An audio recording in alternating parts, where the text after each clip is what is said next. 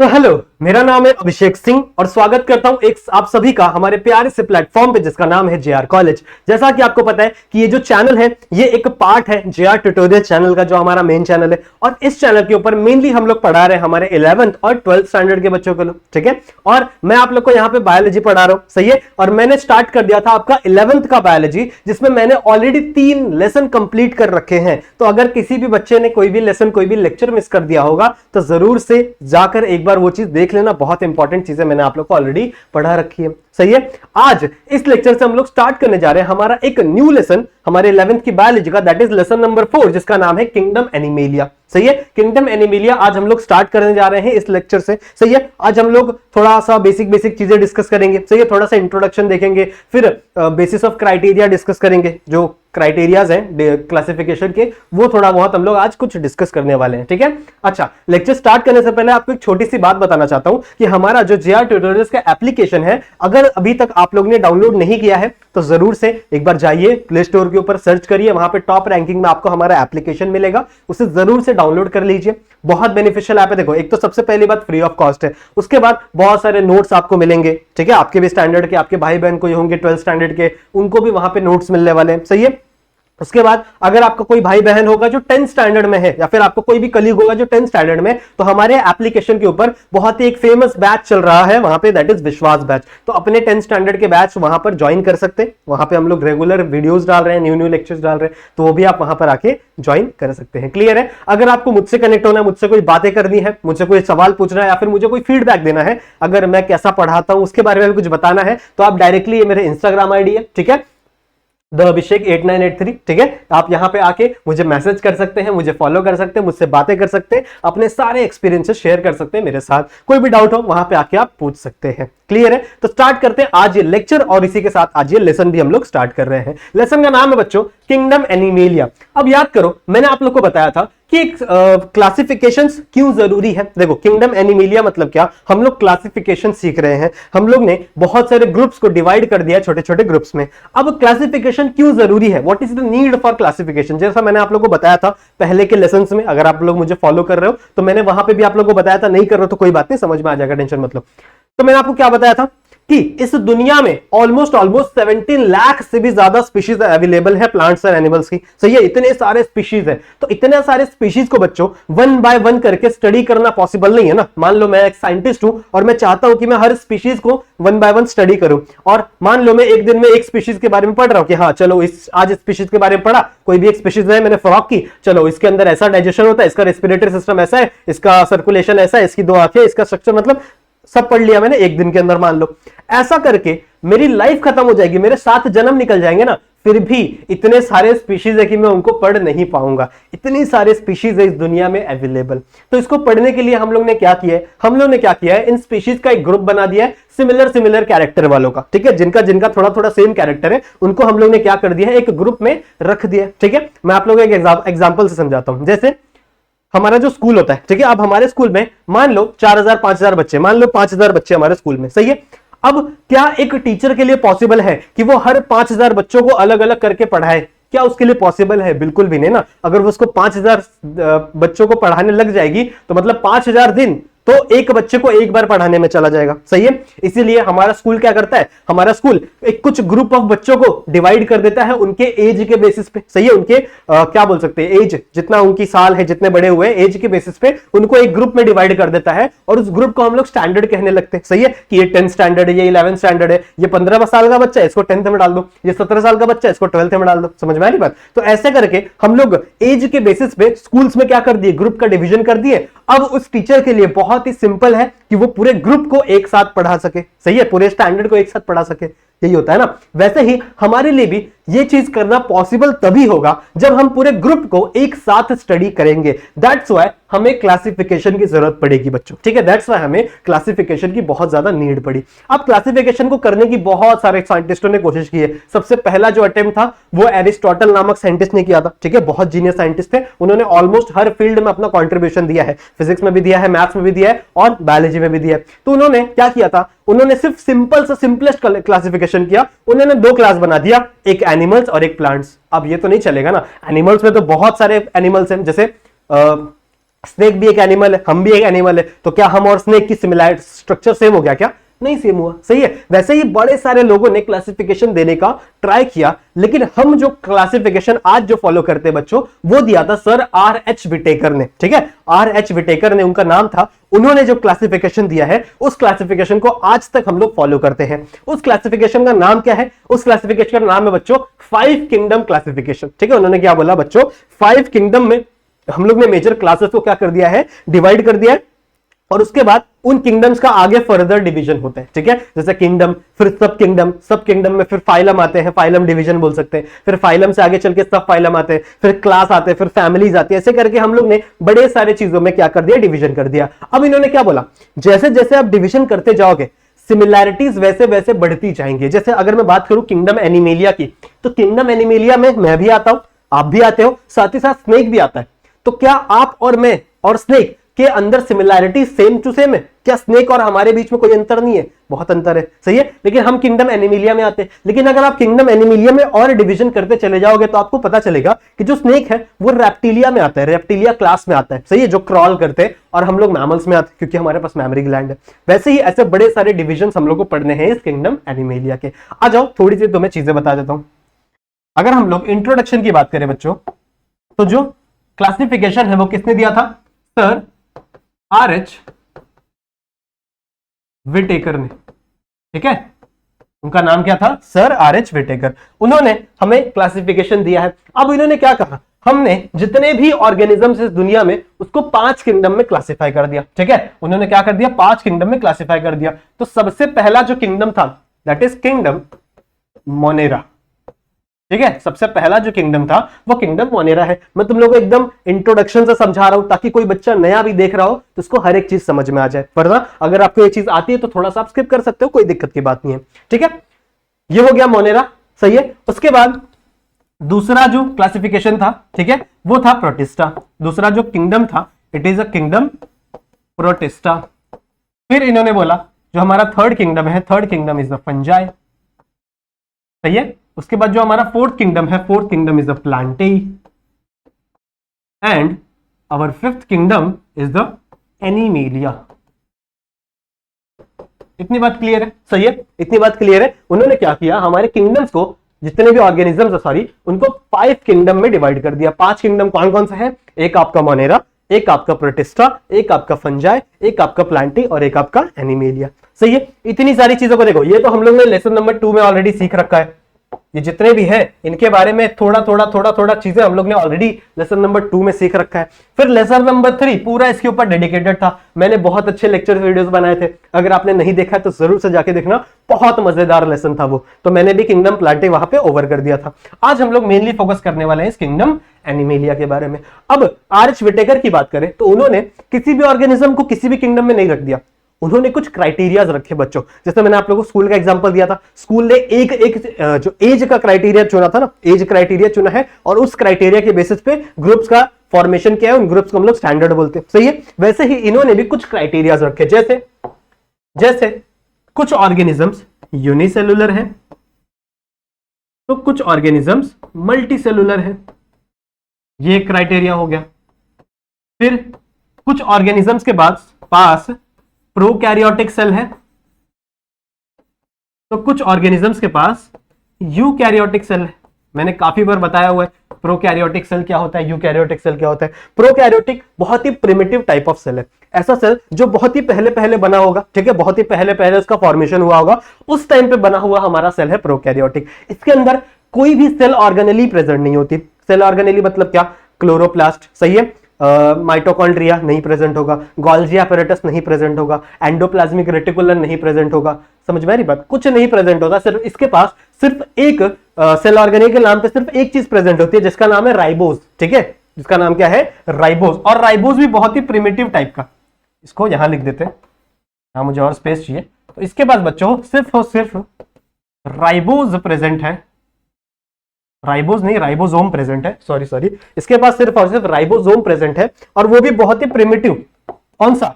70S वाला, ठीक है, 70S वाला राइबोसोम प्रेजेंट है, सही है। और इसके पास सेल ऑर्गेनी के नाम पे कुछ भी प्रेजेंट नहीं है। साथ ही साथ इसके पास न्यूक्लियर की मेम्ब्रेन भी प्रेजेंट नहीं है। इसका मतलब इसका जो जेनेटिक मटेरियल है, जो सेल है, वो पूरे के पूरे कहीं पे भी मतलब पड़ा हुआ है। समझ में आ रही बात? तो ऐसे सेल को हम लोग क्या बोलते हैं? प्रोकैरियोटिक सेल, जो बहुत ही प्रिमिटिव है। सही है। एक है हमारा यूकैरियोटिक सेल, जो एडवांस है, जो हमारे अंदर पाया जाता है, जो मोस्टली ऑर्गेनिजम्स, मोस्टली जो एनिमल्स है उनके अंदर यूकैरियोटिक सेल पाया जाता है।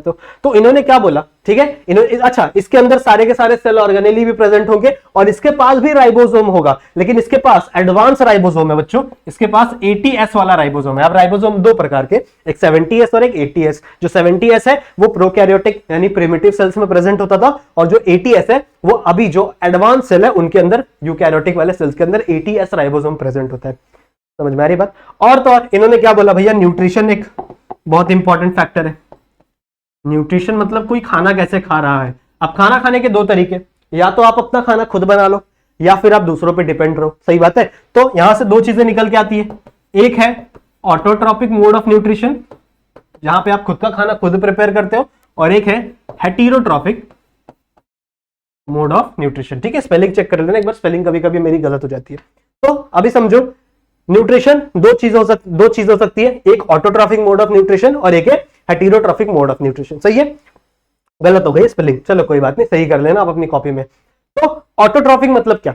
ऑटोट्रॉफिक मतलब जब आप खुद का खाना खुद प्रिपेयर करते हो, जैसे प्लांट्स हो गए, प्लांट्स खुद का खाना खुद बनाते हैं बिकॉज वो फोटोसिंथेसिस करते हैं। सही है, वो खुद का खाना खुद से प्रिपेयर कर लेते हैं। आगे हम लोग पढ़ेंगे कुछ लेसन है फोटोसिंथेसिस के बारे में भी, तो वहां पे वो खुद का खाना आराम से बना लेते हैं, उनको किसी की भी जरूरत नहीं होती। ऐसे ऑर्गेनिजम्स को हम लोग ऑटोट्रॉफिक्स कहते हैं। सही है। अगर हम लोग बात करें हेटेरोट्रॉफिक्स की, तो हम लोग हेटेरोट्रॉफिक्स है। हम लोग किसी का कोई प्लांट तोड़ के खा लेंगे, जैसे सब्जियां, हम लोग सब्जियां खा लेते हैं, तोड़ के प्लांट का फूड खा लेते हैं, या फिर किसी एनिमल को मार के खा लेंगे। सही है। तो हम लोग किसी दूसरे ऑर्गेनिजम्स के अंदर डिपेंड होते हैं।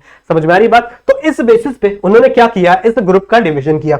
अब देखो, बहुत ही सिंपल क्राइटेरिया है। उन्होंने क्या बोला, जो भी ऑर्गेनिज्म यूनिसेलुलर है और जिसके पास प्रोकैरियोटिक सेल है, उसको आप डाल दो किंगडम मोनेरा में। सिंपल है। ठीक है, जिसके पास प्रोकैरियोटिक सेल है बच्चों, और जो कहां पे, जिसके पास क्या है, प्रोकैरियोटिक सेल, और जो यूनिसेलुलर है उसको किस में डाल दो, किंगडम मोनेरा में। इसके बाद किंगडम मोनेरा के बाद जितने भी ऑर्गेनिजम्स है, सारे के सारे यूकैरियोटिक सेल वाले, मतलब यहां से लेके यहां तक सारे ऑर्गेनिजम्स यूकैरियोटिक सेल प्रेफर करेंगे। सिर्फ इसके बाद प्रोकैरियोटिक सेल है, मतलब बहुत ही प्रिमिटिव है ये।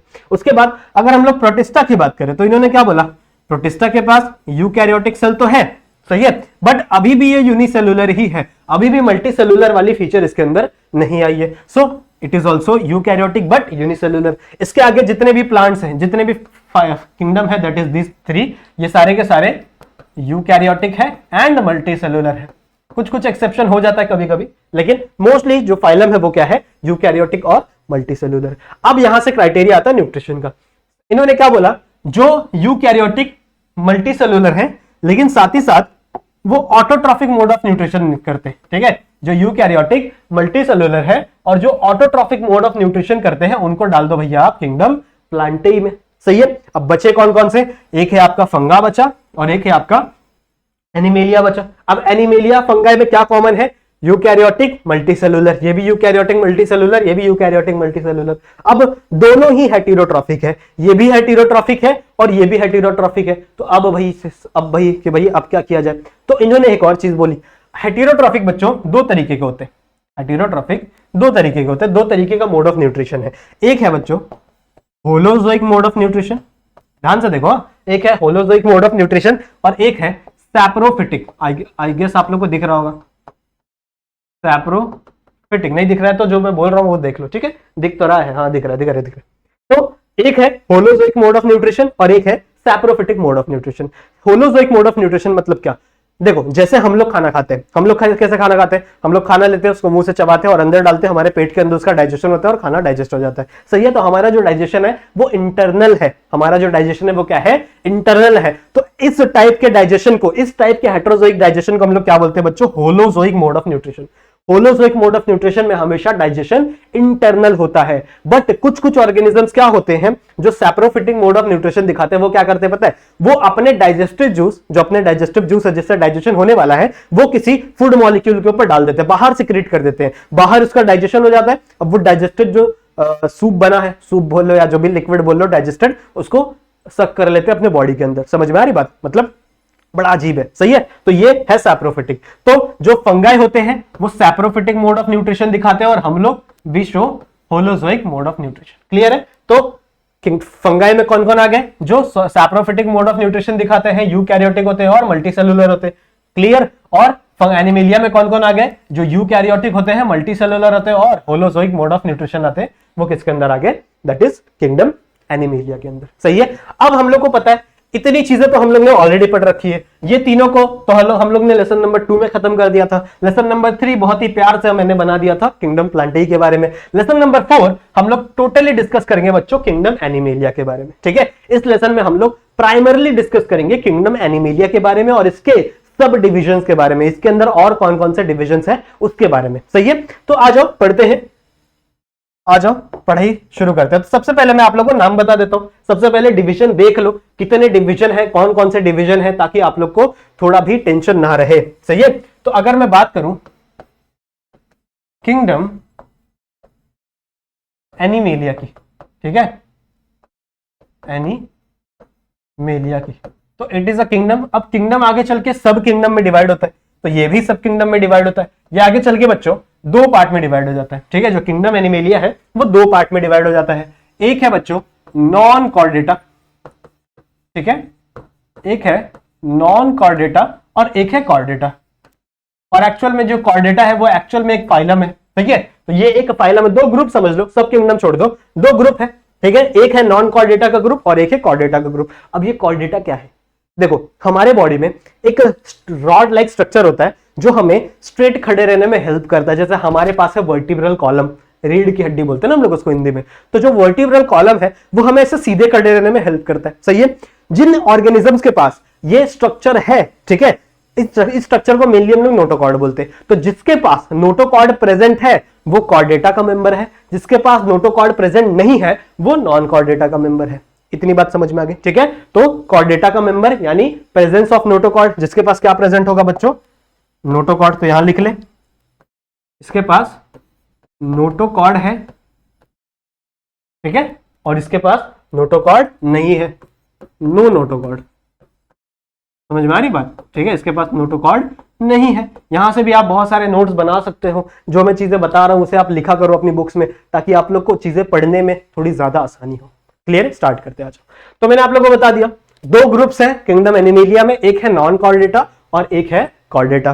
फिर आगे चल के ये जो नॉन कॉर्डेटा है बच्चों, ये जो आगे चल के नॉन कॉर्डेटा है ये 10 पार्ट में डिवाइड होता है, 10 फाइलम्स में डिवाइड होता है। ठीक है। जो आगे ग्रुप्स हैं, इन सब जो सब किंगडम है वो आगे चल के फाइलम्स में डिवाइड होते हैं। किस में डिवाइड होते हैं, फाइलम्स में। ठीक है। किस में डिवाइड होते हैं, फाइलम्स में। और कितने फाइलम है, नॉन कॉर्डेटा में टोटल 10 फाइलम है। ठीक है। और कॉर्डेटा में एक फाइलम है, ये खुद ही एक फाइलम है, एक ही फाइलम है, दैट इज कॉर्डेटा।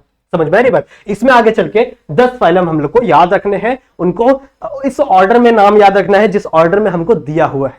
क्लियर है। समझ में आ रही बात। तो उसी ऑर्डर में हम हर एक चीज याद कर लेंगे। ठीक है। उसी ऑर्डर में हम हर एक चीज समझेंगे, देखेंगे, जो भी मैंने आप लोग को बताया है। क्लियर है। यहां तक समझ में आ रहा है। तो एक बार जितनी चीजें मैंने लिखाई है उसे एक बार जरूर से अपने बुक में नोट डाउन करेंगे सारे बच्चे। समझ में आ रहा है। ठीक है। आई होप आप लोग को हर एक चीज अच्छे से समझ में आ रही होगी। सही है।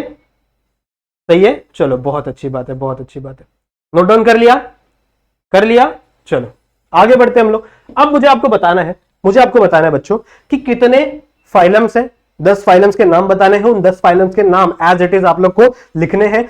क्रोनोलॉजिकल तो नहीं है, जिस ऑर्डर में मैं आप लोगों को बता रहा हूं उसी ऑर्डर में लिखने हैं, क्योंकि वही ऑर्डर है बच्चों एवोल्यूशन का। उसी ऑर्डर में एवोल्यूशन हुआ है। जो सबसे पहला मैं फाइलम बताऊंगा वो सबसे प्रिमिटिव ऑर्गेनिज्म होगा, जो सबसे लास्ट फाइलम में बताऊंगा वो सबसे एडवांस और फाइलम होगा। ठीक है। सबसे फाइलम सबसे एडवांस एनिमल होगा। तो आ जाओ बात करते हैं सबसे पहले फाइलम के बारे में। चेंज हो जा।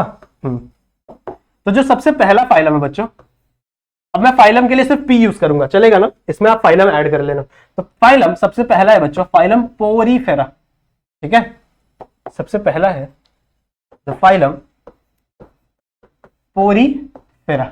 अब देखो Porifera is the primitive of all the animals. जितने भी एनिमल्स दुनिया में एग्जिस्ट करते हैं, जितने भी आप इमेजिन कर सकते हो, उन सबका प्रिमिटिव प्लांट कौन है, प्लांट नहीं, सबसे प्रिमिटिव एनिमल कौन है आपका पॉरीफेरा। सही है। अब पॉरीफेरा नाम कैसे पड़ा है हम लोग को पता होना चाहिए। पॉरी का मतलब होता है बच्चों पोरस, मतलब छोटे छोटे छेद, और फेरा मतलब होता है कंटेनिंग, मतलब इसके बॉडी पे बहुत ही छोटे छोटे छोटे माइन्यूट माइन्यूट छेद प्रेजेंट होते हैं, बहुत ही छोटे छोटे पोर्स प्रेजेंट होते हैं, दैट्स व्हाई इसका नाम रखा गया है बच्चों पॉरीफेरा। क्लियर है, ये नाम हो जाएगा। उसके बाद नेक्स्ट है फाइलम नाइडेरिया। ठीक है, एक सेकेंड, फाइलम नाइडेरिया। ठीक है, अब ये नाइडेरिया वर्ड कहां से आया है? नाइडेरिया वर्ड बच्चों यहां पे सी साइलेंट है, सी साइलेंट है, इसको नाइडेरिया मत पढ़ लेना, इसको नाइडेरिया पढ़ा जाता है। तो इट इज अ नाइडेरिया। अब ये नाइडेरिया वर्ड कहां से आया है? ये जो नाइडेरिया वर्ड इन प्लांट्स के अंदर एक बहुत ही स्पेशल सेल होता है बच्चों, जिसको हम लोग नाइडोब्लास्ट सेल कहते हैं, और वो सेल एक्चुअल में टॉक्सिन्स रिलीज करता है, जहर रिलीज करता है। तो वो सेल्स की वजह से इनका नाम क्या पड़ा है? नाइडेरिया। उन सेल्स को हम लोग नाइडोब्लास्ट सेल्स कहते हैं। सही है, क्लियर है। उसके बाद हमारा जो थर्ड फाइलम है, it is the phylum Ctenophora. ठीक है, इट इज द फाइलम टिलोफोरा। एक सेकंड चेक कर लेने दो, टिनोफोरा है कि टिलोफोरा है, जस्ट अ सेकंड। हाँ, टिनोफोरा, सही है सही है सही है सही है। चलो यहां तक समझ में आया। तो फाइलम टिनोफोरा एक्चुअल में क्या हुआ था पता है? पहले जो फाइलम टिनोफोरा थी ये नाइडेरिया के ही हिस्से थे, पहले ये दोनों एक ही फाइलम थे। 10th स्टैंडर्ड में आप लोग ने ये फाइलम नहीं पढ़ी होगी, सही है ना? 10th स्टैंडर्ड में आप लोग ने ये दोनों पढ़ी है, लेकिन ये वाली फाइलम नहीं पढ़ी होगी। क्यों? क्योंकि आपका 10th स्टैंडर्ड में थोड़ा पुराना सिलेबस था। ये जो टिनोफोरा था ये पहले इस नाइडेरिया का ही पार्ट हुआ करता था, और इन पूरी दोनों ग्रुप को मिला के हम लोग सीलेंट्रेटा कहते थे। सही है, पूरी फैमिली को मिला के हम लोग सीलेंट्रेटा कहा जाता था। लेकिन आगे चल के कुछ इसके अंदर चेंजेस थे, कुछ डिविजन थे, कुछ अलग अलग चीजें थी, जिसकी वजह से यहां से दो फाइलम क्रिएट हो गई, एक था आपका नाइडेरिया और एक था आपका टिनोफोरा। क्लियर है, यहां तक समझ में आ गया। फिर फोर्थ है अपनी फाइलम प्लैटीहेल्मिन्थस। प्लैटीहेल्मिन्थस, ठीक है। और फिफ्थ है अपने एस्केलहेल्मिन्थस। एस्केल, एक सेकेंड,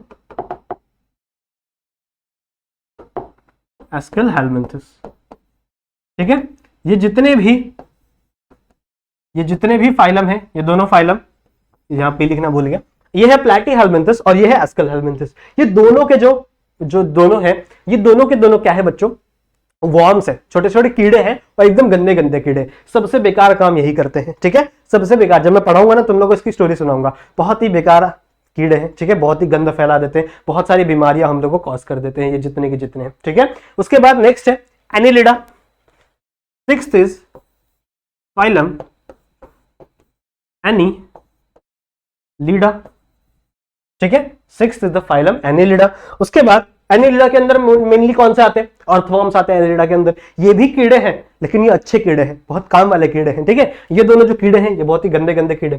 उसके बाद जो सेवेंथ फाइलम है बच्चों, ठीक है, जो सातवीं फाइलम है, अभी हम लोग सिर्फ फाइलम के नाम याद रख रहे हैं। ठीक है, फाइलम के नाम समझने की कोशिश कर रहे हैं, क्योंकि इतना भी आ जाए हम लोग को तो बहुत बड़ी बात होगी। सही है, तो ये हो गए अपने फाइलम एनीलिडा। उसके बाद आता है हमारा सबसे बड़ा फाइलम, इस दुनिया का, इस पूरे दुनिया का सबसे बड़ा phylum, that is arthropoda. Arthropoda, ठीक है, आर्थ्रोपोडा जो है ये पूरे दुनिया का सबसे बड़ा फाइलम है। इस दुनिया में जितने भी आप इंसेक्ट इमेजिन कर सकते हो, चाहे वो कॉकरोच हो, ठीक है, चाहे वो हम लोग बोल सकते हैं मच्छर हो, मक्खियां हो, जितने भी इंसेक्ट आप इमेजिन कर सकते हो, चाहे बर्ड्स हो, जितने भी टाइप के बीटल्स हो, वो सब कुछ किसके अंदर आते हैं? आर्थ्रोपोडा के अंदर। सबसे बड़ी फाइलम है। इस दुनिया में जितने भी एनिमल्स है ना, उसका 60% सिर्फ ये लेके बैठा है, इतना बड़ा है। समझ में आ रही बात? तो सबसे बड़ा आपका जो फाइलम है वो कौन सा है?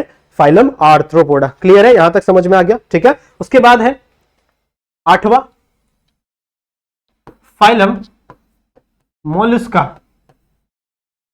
ठीक है, फाइलम मोलस्का। ठीक है, इस फाइलम मोलस्का में जितने भी एनिमल्स आएंगे वो बहुत ही सॉफ्ट बॉडीड होंगे, जैसे ऑक्टोपस। अगर आप लोग ने ऑक्टोपस कहीं देखा होगा या फिर रियल में कहीं देखा होगा तो बहुत अच्छी बात है, नहीं देखा तो कहीं फोटोज देखी होगी, वो बहुत ही सॉफ्ट बॉडीड होते हैं, बहुत ज्यादा सॉफ्ट होती है उनकी बॉडी। सही है, तो वो किसके अंदर आते हैं? मोलस्का के अंदर। फिर नाइन्थ है इकाइनोडर्मेटा।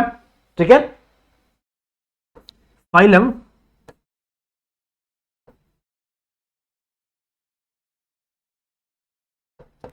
इकाइनोडर्मेटा। अगर मेरी स्पेलिंग कहीं गलत हो गई तो माफ कर देना, क्योंकि कभी कभी हो जाता है, ठीक है। तो नेक्स्ट है फाइलम इखाइनोडर्मेटा। आप देखो ये जितने ही सॉफ्ट है उतने ही ये रफ है, इनकी बॉडी उतनी ही रफ बॉडीड होती है, ठीक है। इनके स्ट्रक्चर के ऊपर बहुत ही ज्यादा ऐसे कांटे कांटे जैसे स्ट्रक्चर लगे हुए होते हैं, जैसे स्टारफिश, ठीक है, स्टारफिश इसके अंदर आती है, उनका स्ट्रक्चर बहुत ही ज्यादा रफ होता है। उसके बाद जो हमारा 10th और लास्ट फाइलम है that is Hemichordata. Phylum Hemichordata, ठीक है, ये हमारी नॉन कॉर्डेटा की लास्ट फाइलम है, ठीक है, नॉन कॉर्डेटा की लास्ट फाइलम है। और लास्ट जो फाइलम है बच्चों मतलब कॉर्डेटा की, वो है कॉर्डेटा एक्चुअली ऑब्वियसली। जो हमारी 11th फाइलम है ये है कॉर्डेटा। समझ में आ गई बात। तो ये टोटल 11 फाइलम हम लोग को याद रखने हैं, जिसमें से ये शुरू के 10 जो है ये नॉन कॉर्डेटा के अंदर आते हैं, ठीक है। जो शुरू के 10 है बच्चों ये सारे के सारे नॉन कॉर्डेटा है, जिनके पास नोटोकॉर्ड प्रेजेंट नहीं होगी, और जो अकेला है this is phylum, this is Chordata. अब इसके अंदर भी बड़े सारे डिवीजन है, वो हम लोग को देखने इस लेसन के अंदर। क्लियर है, यहां तक समझ में आ गया। सो आई होप यहां तक आप लोग को हर एक चीज समझ में आ रही होगी। अब इसके बाद हम लोग को देखना थोड़ा सा चीज और हम लोग पढ़ लेते हैं, थोड़ा सा वीडियो बड़ा हो जाएगा, कोई भी दिक्कत की बात नहीं है। अब हम लोग को पढ़ना, देखो मैंने आप लोगों को बताया था कि जितना जितना आप क्लासिफिकेशन और करते जाओगे, ठीक है, जितना जितना आप अंदर अंदर जाते जाओगे, जितना जितना फाइलम में बढ़ रहे हैं हम लोग, उतना ही उतना हम लोग को क्राइटेरिया बढ़ानी पड़ेगी क्लासिफिकेशन की, ठीक है। क्लासिफिकेशन की और सारी क्राइटेरिया को हम लोग को डिस्कस करना पड़ेगा। अभी तक हम लोग क्या पता है, अभी तक हम लोग किंगडम एनिमिलिया के बारे में ये पता है कि ये सारे के सारे मल्टी सेलुलर है, ये सारे के सारे क्या है यूकैरियोटिक सेल है इनके पास, और ये सारे के सारे holozoic mode of nutrition follow करते हैं। होलोजोइक किसके अंदर आता है, हेटेरोट्रॉफ्स के अंदर, सही है। तो अभी तक हम लोग इतना पता है, लेकिन देयर आर और कुछ बेसिस ऑफ क्लासिफिकेशंस और भी है, जब इसके और डीप हम लोग को जाना है, ठीक है। तो हम लोग को टोटल 6 बेसिस ऑफ क्लासिफिकेशंस को डिस्कस करना है इसी लेक्चर के अंदर। बेसिस ऑफ क्लासिफिकेशन, ठीक है, मतलब और कौन कौन से क्राइटेरियाज है क्लासिफिकेशन के। सबसे पहला बच्चों ग्रेड ऑफ ऑर्गेनाइजेशन, ठीक है। उसके बाद है बॉडी सिमेट्री, फिर body cavity, germ layer, segmentation, और लास्ट है हमारा बॉडी प्लान। देख लेते थोड़ा थोड़ा, सबको देख लेते, सब कुछ समझ में आ जाएगा, टेंशन बिल्कुल भी लेने की जरूरत नहीं है, आराम से देखो, ठीक है। सबसे पहला क्या है, ग्रेड ऑफ ऑर्गेनाइजेशन, ठीक है, ग्रेड ऑफ ऑर्गेनाइजेशन। अब हम सबको पता है, एक चीज आप लोग को सबको पता होगी कि हम जितने भी ऑर्गेनिज्म है इस दुनिया में, जितने भी ऑर्गेनिज्म है वो सब ऑर्गेनिजम्स किससे बने हुए हैं, सेल से, सही है। फिर सेल का एक ग्रुप जो आगे चल के क्या फॉर्म करता है बच्चों, टिश्यू फॉर्म करता है, आगे चले क्या फॉर्म करता है, टिश्यू, सही है। सेल्स के बड़े सारे ग्रुप्स होते हैं, वो आगे चले क्या बना लेते हैं, टिश्यू बना लेते हैं, और बहुत सारे टिश्यूज जब मिलते हैं तो क्या बन जाता है, हमारा ऑर्गन बन जाता है, सही है। फिर बड़े सारे ऑर्गन्स मिलकर क्या बना लेते हैं, ऑर्गन सिस्टम। ये पढ़ा होगा ना आप लोग ने 8th स्टैंडर्ड में, 9th स्टैंडर्ड में, सही है। कि सबसे पहला सेल होता है, फिर सेल आगे चल के टिश्यू का फॉर्मेशन करता है, फिर टिश्यू आगे चल के ऑर्गन का फॉर्मेशन करती है, फिर ऑर्गन आगे चल के ऑर्गन सिस्टम का फॉर्मेशन करते हैं, और ये ऑर्गन सिस्टम, जब बहुत सारे ऑर्गन सिस्टम एक साथ मिल जाते हैं तो आपका ऑर्गेनिज्म बन जाता है, मतलब एक आपका इंसान बन जाता है। क्लियर है, इतना हम सब लोग को पता है, सब लोग को पता है, ठीक है। अब कुछ कुछ ऑर्गेनिजम्स के अंदर होता क्या है बच्चों, कुछ कुछ ऑर्गेनिजम्स के अंदर सिर्फ एक सेल होते हैं जो उनके पूरे बॉडी का स्ट्रक्चर परफॉर्म करते हैं, मतलब उनके बॉडी में जो भी हो रहा है, एक्सक्रीशन हो रहा है, सर्कुलेशन तो होता नहीं यूनिसेलुलर में, मान लो हम लोग डाइजेशन हो रहा है, वो सब कुछ एक ही सेल परफॉर्म करते हैं। तो ऐसे ऑर्गेनिजम्स को ध्यान से सुनो, ऐसे ऑर्गेनिजम्स को हम लोग बच्चों कहते हैं प्रोटोप्लाज्मिक ग्रेड ऑफ ऑर्गेनाइजेशन, ठीक है। क्या बोलते हैं इसको हम लोग, प्लाज्मिक ग्रेड ऑफ ऑर्गेनाइजेशन। ऐसा लिखूंगा तो चलेगा ना, चलेगा ना, क्योंकि थोड़ा सा स्पेस कम है। अब protoplasmic grade of organization kingdom Animalia में देखने के लिए नहीं मिलता, जो उनके अंदर देखने मिलेगा जो यूनिसेलुलर है, लेकिन यहाँ पे कोई यूनिसेलुलर एक्चुअल में है नहीं, सब मल्टी सेलुलर है, सही है। तो यहाँ पे हम लोग को देखने के लिए मिलेगा नहीं यूनिसेलुलर वाला। अब सेकेंड आता है बच्चों ऐसी कंडीशन जहां पे बड़े सारे सेल्स हैं, ठीक है, बड़े सारे सेल्स हैं, लेकिन वहां पे टिश्यू फॉर्म नहीं हो रहा है। अब आप लोग बोलोगे सर ऐसा कैसे, बहुत सारे सेल्स हैं तो टिश्यू तो बनना चाहिए। देखो टिश्यू का मतलब क्या होता है, टिश्यू का मतलब यह है बच्चों कि एक ग्रुप ऑफ सेल, ठीक है, एक ग्रुप ऑफ सेल जिसका स्ट्रक्चर सिमिलर है और जिसका फंक्शन भी सेम है, ठीक है, जो सेम काम कर रहा है और जिसका स्ट्रक्चर भी सेम है। जैसे अगर मैं अपने लंग्स को निकाल दूं, क्योंकि मैं चाहता नहीं, बट अगर मैं गलती से भी अपने लंग्स को निकाल के फेंक दूं, ठीक है, लंग्स को निकाल के फेंक दूं, तो क्या मैं अपने स्किन से सांस ले सकता हूं, सोचो, नहीं ले सकता ना। मतलब मेरे बॉडी में लंग्स का एक फंक्शन स्पेसिफाइड है, ठीक है, स्पेसिफिक फंक्शन मेरा लंग्स कर रहा है जो कि और कोई बॉडी नहीं कर सकता। या फिर अगर मैं अपने पेनक्रियास को निकाल के बना दूं तो क्या मैं अपने बालों से इंसुलिन बना सकता हूं, बिल्कुल भी नहीं, सही है। तो इसका मतलब जो टिश्यूज होते हैं ना बच्चों, उनमें एक स्पेसिफिक वर्क होता है, ठीक है, स्पेसिफिक काम होता है। लेकिन कुछ कुछ ऑर्गेनिजम्स में क्या होता है कि बॉडी मल्टी सेलुलर है, ठीक है, बॉडी क्या है, मल्टी सेलुलर है, बट सारे के सारे सेल्स अपना अपना काम कर रहे हैं। सारा सेल डाइजेशन कर रहा है, सारा सेल एक्सक्रीशन कर रहा है, सारा सेल सर्कुलेशन कर रहा है, सारा सेल रेस्पिरेशन कर रहा है, मतलब सारे सेल अपना अपना फंक्शन अलग अलग परफॉर्म कर रहे हैं। कोई भी सेल किसी भी दूसरे सेल के ऊपर डिपेंडेंट नहीं है। क्लियर है? तो ऐसे ऑर्गेनिजम्स को मैं टिश्यू नहीं है, ऐसे ऑर्गेनिज्म को मैं कह नहीं सकता कि उसके अंदर टिश्यू फॉर्म है, उसके अंदर सिर्फ और सिर्फ क्या है, सेल्स है। सही है? तो ऐसे ऑर्गेनिजम्स को हम लोग कहते हैं बच्चों सेलुलर लेवल,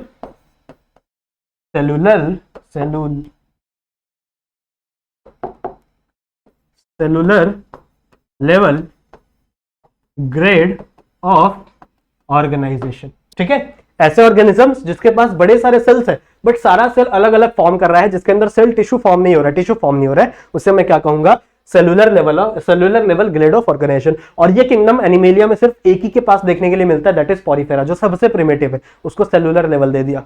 ठीक है, इतना प्रिमिटिव है। फिर उसके बाद नेक्स्ट क्या है, किसी किसी में सेल से आगे चल के टिश्यू का फॉर्मेशन हो जाता है, तो उसे मैं क्या कहूंगा, उसे मैं कहूंगा बच्चों cell tissue grade of organization. Simple है, एज सिंपल, जिसके अंदर टिश्यू बन गया लेकिन आगे चल के ऑर्गन नहीं बना, सिर्फ टिश्यू बना है। सही है? तो उसे मैं क्या कहूंगा, cell tissue grade of organization. वहीं अगर समझ लो किसी के अंदर ऑर्गन बन गया तो उसे मैं क्या कहूंगा, टिश्यू से ऑर्गन ग्रेड ऑफ ऑर्गेनाइजेशन। ठीक है, मतलब कि ऐसा ऑर्गेनिजम्स जिसके अंदर टिश्यू से आगे चल के ऑर्गन बन गया है, it is a tissue organ grade of organism या फिर ऑर्गेनाइजेशन। सही है? उसके बाद लास्ट में, ठीक है, लास्ट क्या है, फिफ्थ क्या है, जिसके अंदर ऑर्गन सिस्टम बन गया, जैसे वी आर, हमारे अंदर ऑर्गन सिस्टम बन गया ना, तो उसको हम लोग क्या बोलेंगे, organ system grade of organization. Clear है? तो ये 5 ग्रेड ऑफ ऑर्गेनाइजेशन है टोटल, जिसमें हम लोग को ये वाला नहीं पढ़ना है। क्यों? क्योंकि ये किंगडम प्लांटी में, सॉरी किंगडम एनिमेलिया में है ही नहीं, एग्जिस्ट ही नहीं करता। तो ये किसके अंदर एग्जिस्ट करेगा बच्चों, जो यूनिसेलुलर होगा, यूनिसेलुलर, जिसके पास सिर्फ और सिर्फ एक सेल है, वो protoplasmic level grade of organization लेगा। जिसके पास मल्टी सेलुलर है लेकिन टिश्यू फॉर्म नहीं हो रहा है, वो सेलुलर। जिसके पास टिश्यू फॉर्म हो गया लेकिन ऑर्गन फॉर्म नहीं हो रहा है, वो सेल टिश्यू। जिसके पास ऑर्गन फॉर्म हो गया है टिश्यू से, इट इज टिश्यू ऑर्गन। और जिसके पास ऑर्गन सिस्टम फॉर्म हो गया है, वो organ system grade of organization. Clear है? यहां तक समझ में आ गया? नेक्स्ट आ जाओ, नेक्स्ट क्राइटेरिया क्या है, बॉडी सिमेट्री। ठीक है, बॉडी सिमेट्री। बॉडी सिमेट्री मतलब क्या, सिमेट्री मतलब क्या, जैसे मान लो कोई पेड़ है, ठीक है, यहां पे मैं एक पेड़ बना रहा हूं, ऐसे किंगडम प्लांटी का लेसन तो है नहीं, ये पेड़ है, यहां से बड़ी सारी ब्रांचेस निकली हुई है, मान लो बहुत सारी ब्रांचेस, या फिर अपने इधर का कोई भी एक पेड़ इमेजिन कर लो। ठीक है, बहुत सारे ब्रांचेस निकले हुए। अब मैं आपको बोलूं कि यार बच्चों इस पेड़ को कुछ इस तरीके से काटो। ठीक है, वैसे पेड़ काटना बहुत बुरी बात है, बट हम लोग इमेजिन कर रहे हैं, तो इस पेड़ को कुछ इस तरीके से काटो कि ये एकदम इक्वल पार्ट में डिवाइड हो जाए। ठीक है, एकदम इक्वल पार्ट में, ना एक ब्रांच यहां ज्यादा ना एक ब्रांच वहां कम। सही है? ना एक लीफ यहां ज्यादा ना एक लीफ वहां कम, ना एक फ्लावर यहां ज्यादा ना एक फ्लावर वहां कम। समझ में आ रही बात? तो कुछ इस तरीके से काटो, कुछ इस तरीके से काटो कि ये 2 इक्वल पार्ट में डिवाइड हो जाए। तो क्या ऐसा पॉसिबल है? बिल्कुल भी नहीं। ठीक है, एक पेड़ को कभी भी हम लोग ऐसे पार्ट में नहीं काट सकते, क्योंकि पेड़ कहीं पे भी उगता है ना, कहीं उसकी यहां से ब्रांचेस निकल गई, कभी यहां से ब्रांचेस निकल गई, कभी वहीं से ब्रांचेस निकल गई। तो इसको हम लोग को एक सेंटर से काटना, एकदम सेंटर से काटना, जैसे ये 2 इक्वल पार्ट में डिवाइड हो जाए, ये पॉसिबल है क्या? बिल्कुल भी नहीं। तो ऐसे ऑर्गेनिजम्स, अब ये तो मैंने पेड़ का एग्जांपल दे दिया, बट ऐसे ऑर्गेनिजम्स भी हैं जिनको अगर आप सेंटर से काटो तो वो 2 पार्ट में डिवाइड नहीं होते। ऐसे ऑर्गेनिजम्स को हम लोग कहते हैं बच्चों एसिमेट्री। मतलब ऐसे बॉडी सिमेट्री को हम लोग क्या बोलते हैं? एसिमेट्री। क्लियर है? एसिमेट्री मतलब जिससे आप कहीं से भी काट लो, किसी भी एक्सिस से काट लो, वो 2 पार्ट में डिवाइड नहीं होंगे। फिर दूसरा है बच्चों bilateral symmetry. Bilateral symmetry. Now what is mean by bilateral symmetry? ऐसा ऑर्गेनिजम्स जिसको आप सेंटर से काटो और वो 2 पार्ट में डिवाइड हो जाए। जैसे मेरे को इमेजिन करो, ठीक है, या फिर आप खुद को इमेजिन करो, अगर आप मुझे काटोगे, काटना मत बिल्कुल, वैसे इमेजिन कर रहे हैं ना हम लोग, तो अगर आप मुझे इस एक्सिस से काटो, मान लो यहां से आप मुझे काट रहे हो, यहां से ऐसे काटते लेके चले जा रहे हो, सही है, तो मैं एकदम 2 पार्ट में डिवाइड हो जाऊंगा। सही है? एक आंख मेरी इस साइड, एक आंख मेरी इस साइड, आधा नाक मेरा इधर, आधा नाक मेरा इधर, आधा मुंह मेरा इधर, आधा मुंह इधर, एक कान इधर, एक कान इधर। सही है? ऐसे चल के एक हाथ मेरा इधर चले जाएगा, एक हाथ मेरा इधर चले जाएगा। तो मतलब मैं 2 एक्सिस में बराबर बराबर डिवाइड हो सकता हूं, बट फंडा क्या है कि मुझे सिर्फ यहीं से काटना। अगर मैंने आपको यहां से काट दिया, यहां से, ठीक है, ऐसे ऐसे काट दिया ऐसे, तो क्या आप 2 इक्वल पार्ट में डिवाइड हो गए? नहीं ना, इस साइड तो पूरा आपका माउथ वाला पोर्शन चले जाएगा, आईज वाला पोर्शन चले जाएगा, पीछे कुछ रहेगा ही नहीं। सही है। तो ऐसे ऑर्गेनिजम्स जिनको अगर आप सिर्फ एक एक्सिस से काटो और वो 2 पार्ट में डिवाइड हो जाए, ऐसे ऑर्गेनिजम्स को हम लोग कहते हैं बच्चों बायलैटरल सिमेट्री। और जितने भी एडवांस ऑर्गेनिज्म है सबके अंदर बायलैटरल सिमेट्री देखने के लिए मिलती है। क्लियर है। और लास्ट हमारा थर्ड है रेडियल सिमेट्री। ठीक है, रेडियल सिमेट्री। अब इसका एग्जांपल मैं आप लोगों को बताता हूं स्टारफिश का। ठीक है, स्टारफिश कुछ ऐसी दिखती है स्टारफिश, या फिर हमारे पास एक स्टार बनाने का टूल है, इसे हम स्टार बना लेते हैं। कहाँ गया ये? ठीक है, तो कुछ ऐसी दिखती है स्टारफिश, मतलब ये सब एजेस नहीं होते उसके अंदर। इमेजिन कर लो, अब इस स्टारफिश को हम लोग कहीं से भी काटे बच्चों, हम लोग चाहे तो यहां से काटे तो भी ये 2 पार्ट में डिवाइड हो जाएगी, हम लोग चाहे यहां से काटे तो भी ये 2 पार्ट में डिवाइड हो जाएगी। देख रहे हो, अगर मैं इसको ऐसे काटूं तो भी 2 पार्ट में डिवाइड हो जाएगी, ऐसे काटूं तो भी 2 पार्ट में डिवाइड हो जाएगी, ऐसे काटूं तो भी 2 पार्ट में डिवाइड हो जाएगी। सही है। मतलब इसको काटने के बड़े सारे एक्सिस है जिससे 2 पार्ट में डिवाइड हो जाती थी। मुझे काटने का सिर्फ एक ही एक्सिस था, यहीं से काटोगे तभी तो मैं 2 पार्ट में डिवाइड होऊंगा, लेकिन इसको आप किसी भी एक्सिस से काट दो, ये 2 पार्ट में डिवाइड हो ही जाएगा। ऐसी चीज को हम लोग क्या बोलते हैं बच्चों? Radial symmetry. ठीक है, ऐसी चीज को हम लोग क्या बोलते हैं? Radial symmetry. तो समझ में आ गया what is mean by asymmetry, कहीं से भी काट लो डिवाइड नहीं होगा 2 पार्ट में। बायलैटरल सिमेट्री सिर्फ एक एक्सिस से डिवाइड होगा 2 पार्ट में, और ये किसी भी एक्सिस से डिवाइड हो जाएगा 2 पार्ट में। क्लियर है, समझ में आ गया बॉडी सिमेट्री? समझ में आ गया, बहुत अच्छे। चलो नेक्स्ट चलते हैं नेक्स्ट पेज पे। नेक्स्ट है बच्चों बॉडी कैविटी यानी सीलोम। अब हम सबको पता है कि हमारे बॉडी के अंदर कैविटी प्रेजेंट है। जैसे हमारे बॉडी के अंदर, हमारी बॉडी एक ड्रम की तरह खाली होती है, पता है आप लोग को, और उस खाली जगह पे जो हमारे ऑर्गन है वो तैर रहे होते हैं। सही है। तो वैसे ही हम बहुत सारे ऑर्गेनिजम्स के अंदर बॉडी कैविटी होती है, बट बहुत सारे ऑर्गेनिजम्स के अंदर बॉडी कैविटी नहीं होती। अब ये जो बॉडी कैविटी है ना बच्चों, अगर मैं बात करूं एक इंसान की, और ये एक इंसान है, हंसना मत बिल्कुल भी। ठीक है, ये इंसान है, हंसेगा नहीं कोई भी। सही है। अब इसके अंदर बड़े सारे चीजें, जैसे यहां से हमारा स्टमक आया हुआ है, सही है, यहां से हमारा इंटेस्टाइन है, यहाँ पे हमारा हार्ट है। सही है, ऐसे बड़ी सारी चीजें हैं। अब हम सबको पता है कि हमारे बॉडी के अंदर जो हमारी बॉडी कैविटी है, इसके ऊपर एक लाइनिंग प्रेजेंट होती है, लाइन, एक कवर प्रेजेंट होता है जो इसको अंदर से भी, मतलब यहां से भी कवर करता है, साथ ही साथ हमारे जितने ऑर्गन्स है ना उन सबके ऊपर भी ऐसे कवरिंग गई है। जितने भी ऑर्गन्स है, ये कवरिंग बनी है बच्चों मेसोडर्म से। ठीक है, मेसोडर्म पता है ना आप लोग को, ट्रिप्लोब्लास्टिक लेयर है, उससे बनी हुई है हमारी ये। अब बहुत सारे ऑर्गेनिजम्स के अंदर बच्चों, बहुत सारे ऑर्गेनिजम्स के अंदर बॉडी कैविटी होती ही नहीं है। ठीक है, जिसके अंदर बॉडी कैविटी नहीं होगी उसे हम लोग बोलेंगे बच्चों एसिलोमेट। सीलोम बॉडी कैविटी को कहते हैं। तो जिसके अंदर भी बॉडी कैविटी नहीं होगी उसे हम लोग कहेंगे बच्चों एसिलोमेट। मतलब आपके अंदर बॉडी कैविटी नहीं है, so then you are acoelomate. जिनके अंदर बॉडी कैविटी होगी, जैसे हम लोग, हमारे अंदर बॉडी कैविटी है, तो हम उसे कहेंगे बच्चों यूसिलोमेट। ठीक है, उसे हम क्या कहेंगे? यूसिलोमेट। अब यू का मतलब होता है ट्रू, जिसके अंदर ट्रू सिलोम है। कुछ कुछ ऐसे सिलोम भी होते हैं जो ट्रू नहीं है, जो नकली है। नकली मतलब कैसा? उनके अंदर बॉडी कैविटी तो है, बट इस बॉडी कैविटी के अंदर ये मेसोडर्म की लेयर नहीं प्रेजेंट है। समझ में आ रही बात? बॉडी कैविटी मतलब क्या? एक मेसोडर्म से लेके दूसरे मेसोडर्म के बीच का जो गैप है उसे हम लोग बॉडी कैविटी बोल रहे हैं। लेकिन कुछ कुछ ऑर्गेनिजम्स के अंदर ये मेसोडर्म फॉर्म ही नहीं होता। सही है। तो ऐसे ऑर्गेनिजम्स को जिनके अंदर बॉडी कैविटी तो है बट वो मेसोडर्म से नहीं बनी है, मतलब वो ट्रू बॉडी कैविटी नहीं है, उसे हम लोग कहेंगे बच्चों सूडोसिलोमेट। सूडोसिलोमेट। क्लियर है? क्लियर है, समझ में आ गया? सूडोसिलोमेट मतलब बॉडी कैविटी तो है बट वो ट्रू बॉडी कैविटी नहीं है। True body cavity eucoelomate, body cavity नहीं है एसिलोमेट, और अगर नकली बॉडी कैविटी है दैट इज सूडोसिलोमेट। क्लियर है, समझ में आ गया? ये भी समझ में आ गया, बहुत अच्छी बात है। चलो नेक्स्ट पे चलते हैं। नेक्स्ट बच्चों जर्म लेयर। जर्म लेयर मतलब क्या? कीटाणु है? नहीं, कीटाणु नहीं बच्चों। जब हम लोग बन रहे होते, जब हमारा एम्ब्रियो डेवलप होता है, एम्ब्रियो पता है ना, 10th में पढ़ा था, तो जब हम लोग, हमारे बॉडी के अंदर हमारा डेवलपमेंट हो रहा होता है, तो हम लोग बच्चों 3 लेयर में डिवाइड होते हैं। 3 जर्म लेयर फॉर्म होता है हमारा, 3 जर्म लेयर। मोस्टली जो इंसान होते हैं, जो एडवांस ऑर्गेनिज्म है ना, उनके अंदर 3 जर्म लेयर फॉर्म होता है। इन जर्म लेयर को, जो ऊपर वाली जर्म लेयर है, इसे हम लोग कहते हैं बच्चों एक्टोडर्म। ठीक है, बीच वाली जो जर्म लेयर है इट इज अ मेसोडर्म, और जो सबसे अंदर वाली है it is a endoderm. Clear है? अगर हम लोग एडवांस ऑर्गेनिजम्स की बात करें, बहुत ही एडवांस जैसे हम लोग हैं, तो हमारे अंदर बच्चों 3 जर्म लेयर फॉर्म होती है, एक्टोडर्म, मेसोडर्म और एंडोडर्म। ठीक है, जिन भी ऑर्गेनिजम्स के अंदर 3 जर्म लेयर बनेगी, ऐसे ऑर्गेनिजम्स को हम लोग कहेंगे ट्रिप्लोब्लास्टिक। ब्लास्टिक ऑर्गेनिज्म। ठीक है, ऐसे ऑर्गेनिजम्स जिसके अंदर 3 जर्म लेयर बन रही है, these are the triploblastic. But कुछ कुछ प्रिमिटिव ऑर्गेनिजम्स इतने हैं, इतने उनकी जिंदगी खराब है कि उनके अंदर सिर्फ 2 ही जर्म लेयर बनती है, एक ऊपर और एक नीचे। ऊपर वाली होत कहलाती है एक्टोडर्म और नीचे वाली एंडोडर्म। मतलब इनके अंदर मीजोडर्म ही नहीं बनी।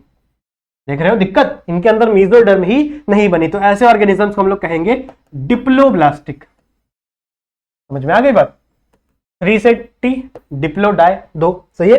ट्रिप्लोब्लास्टिक 3 जर्म लेयर ट्रिप्लोब्लास्टिक, सही है। 2 जर्म लेयर डिप्लोब्लास्टिक। क्लियर है? जर्म लेयर समझ में आ गया।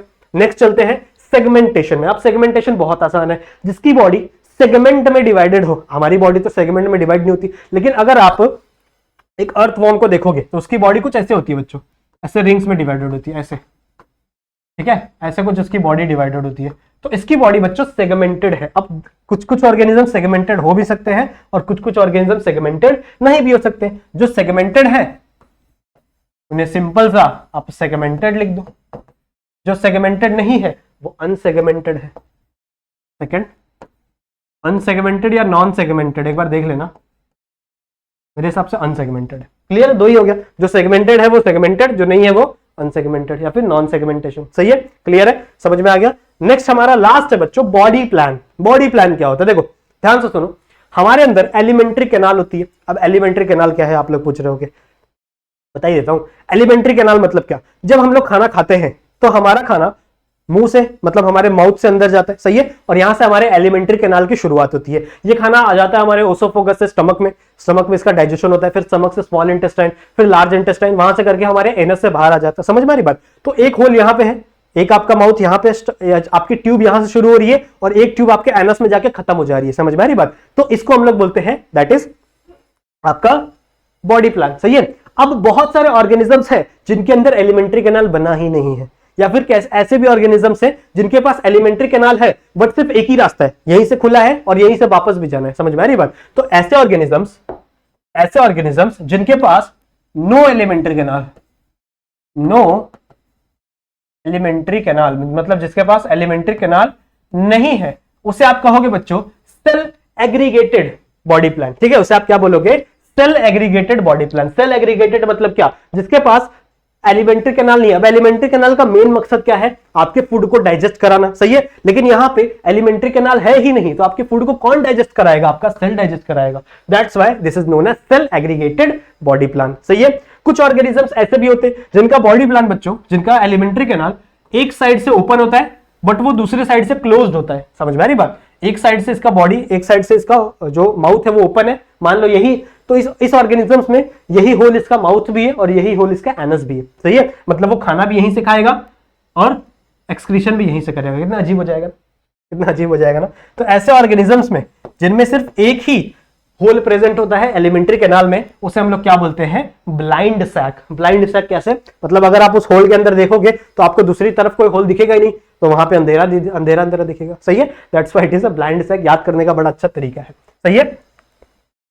दूसरा है tube with in a tube, जो हमारे अंदर है। सही है।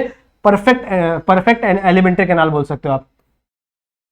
एलिमेंट्री कैनाल जो कि परफेक्ट है, जैसे हमारे अंदर है। एक ट्यूब से लेके आगे चल के वो ट्यूब वापस ओपन हो गई है, इसके बीच में बड़ी सारी चीजें आ गई, डाइजेस्टिव सिस्टम आ गया हमारा पूरा। सही है। वो क्या हो जाएगा? हमारा tube with in a tube. ठीक है। एक ट्यूब से लेके दूसरी tube, tube with in a tube body plan. तो 3 प्रकार के हमारे बॉडी प्लान भी हो गए। सो आई होप आप लोग को यहीं तक हमारा आज का लेक्चर होगा। ठीक है। आई होप आप लोग को इतनी चीजें समझ में आ गई होंगी। अगर आपको चीजें समझ में आ गई है, लेक्चर प्यारा लगा है, तो मेरे इंस्टाग्राम पे आना जरूर से मुझे बताना, मुझे बहुत अच्छा लगेगा। सही है। साथ ही साथ मेरे इस वीडियो को लाइक जरूर से कर देना, कुछ कमेंट भी कर दो अच्छे। सही है। कमेंट जरूर करके जाना, कुछ डाउट है तो वो भी बता देना। सही है। चैनल पर नए हो तो वापस बोल रहा हूँ सब्सक्राइब कर लो। पूरा लेसन मैं ऐसे ही आपको प्यार प्यार से सिखा दूंगा इस चैनल के ऊपर, तो सब्सक्राइब कर लो पूरा का पूरा हमारा जो चैनल है। ठीक है। और साथ ही साथ हमारा जो बेल नोटिफिकेशन है उसको भी ऑल पे सेट कर दो। जब हम लोग कोई दूसरी वीडियोस डालेंगे तो आपका जो नोटिफिकेशन है आपकी फोन के ऊपर फटाफट आ जाए। क्लियर है? समझ में आ गया? सो आई होप आप लोग को मजा आएगा पढ़ने में। ठीक है। मिलते हैं नेक्स्ट वीडियो में, जहां पे हम लोग एक एक करके हर एक फाइलम को डिस्कस करना स्टार्ट करेंगे। तब तक के लिए कीप स्टडीइंग।